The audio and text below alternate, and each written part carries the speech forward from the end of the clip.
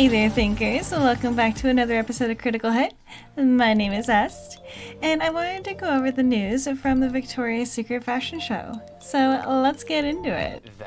Buyers said no way to woke lingerie. True, they suffered a financial blow when they put panties on Megan Rapinoe. Victoria's Secret is apparently ditching their woke rebrand of recent years after it didn't translate to financial success. The company said they lost money on unsold merch and the yards of fabric needed to make plus-size panties. Ah yes, Victoria's Secret, the iconic walk down the runway in your underwear fashion brand. They have been struggling to force a change in times, but they are on their way to bring sexy back. I'm bringing sexy back. So they went broke for being woke. Those of you who have been living under a rock and don't know who or what Victoria's Secret is, it's a well-known lingerie brand. The company was founded in 1977 by Roy Raymond. He wanted to create a place for regular men so they can go and buy sexy undergarments for their wives without feeling embarrassed. Luckily, the company grew rapidly. It became famous for their fashion shows that had, you guessed it, the angels.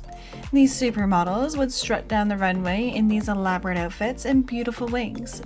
But the company was put under fire in recent years due to the lack of diversity and representation, from what I believe might have played a part in their social crucifixion, would have been their well-documented association with Jeffrey Epstein, and we all know what he did. Mr. Jeffrey here had a close relationship with Les Wexner, the former CEO of L Brands, the parent company of Victoria's Secret. Victoria's Secret billionaire Leslie Wexner is under new scrutiny over his relationship with wealthy sex offender Jeffrey Epstein. In a series of interviews with the Washington Post, accuser Maria Farmer says she blames Wexner for Epstein's alleged assault from 1996. Farmer says that she was molested by Epstein and his associate, Ghislaine Maxwell. She says that the assault happened on Wexler's property at the hands of his employees. You see, now Victoria's Secret was selling a fantasy, what people wanted to be. Recently, it's been telling people what they actually are. Okay, no, so hear me out.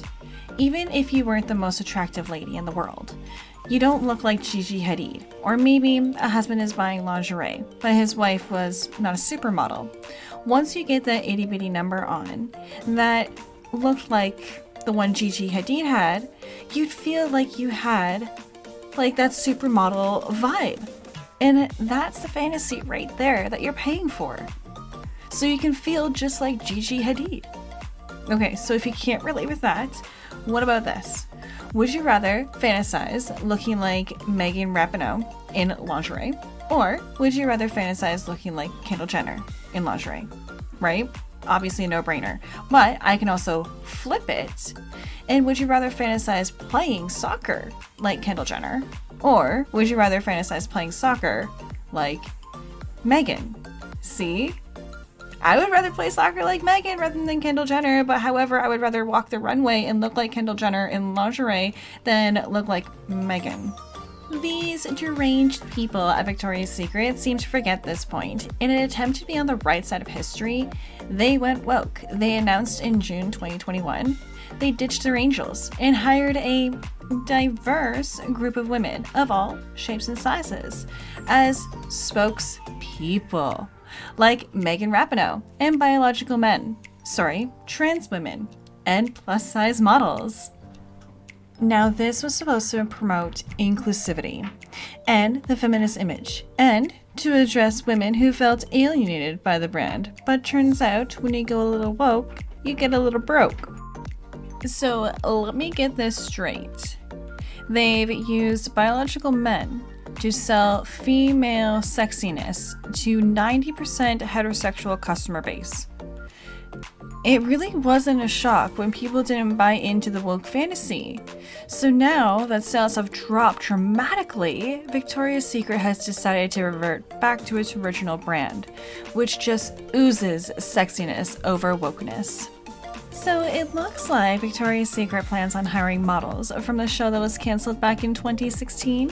It embodies the classic Victoria's Secret look and not the reality of wokeness. With sexy women and sexy clothes, the company is hoping to regain most of its loyal customer base back. Hopefully, attract new ones as well.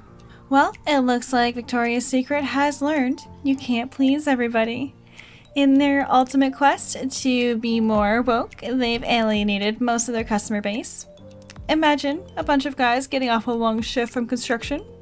They walk into a strip club, only to find out it's a church. Oh gosh. Okay, the thing is, Victoria's Secret was not in the business of selling inclusiveness. It was in the business of selling sex. Because, shocker, people like seeing and fascinating about sexy things. The company that has made billions of dollars woke up one morning and forgot that sex sells. Well, I think that's everything I'm going to be saying about this today. If you've made it this far, please like and subscribe. Are you happy the angels are back? Let me know down in the comments. Well, I'll see you in the next video. Doodles!